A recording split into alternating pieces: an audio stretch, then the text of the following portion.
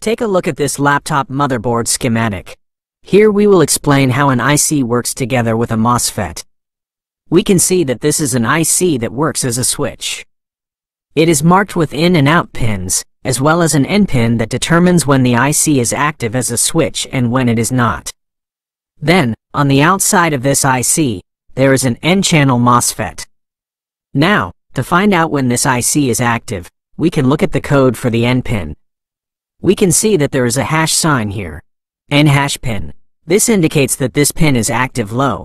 This means that if the voltage on this N pin is 0 volts, the IC will be active, so the voltage on the out pin will be the same as the voltage on the in pin.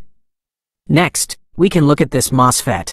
When the voltage on the N pin is 0 volts, the voltage on the gate pin of this Mosfet is also 0 volts. This causes the Mosfet to be inactive as well. In this condition, resistor R661 will not work at all because one of its pins is floating. We will explain this later. As a result, the voltage on the out pin will remain safe according to the voltage value on the in pin. This is the condition when the IC is active. The second condition is when the IC is not working as a switch. This happens if the voltage on the N pin is high, which in this schematic we can see comes from plus 3V_S5. The value is of course 3 volts.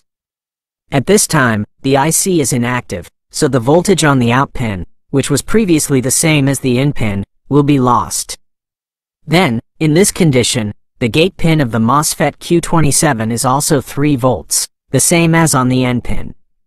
This causes the Mosfet to become active, and the effect is that the resistor R661 pin will be connected to ground.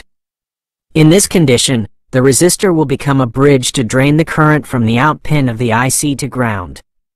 We know that all current will flow to ground. So what is the function of this current drain?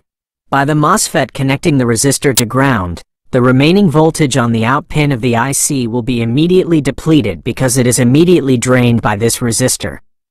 So there is no need to worry about residual voltage on the out pin that could cause an error in the system that is directly connected to the out pin on this IC.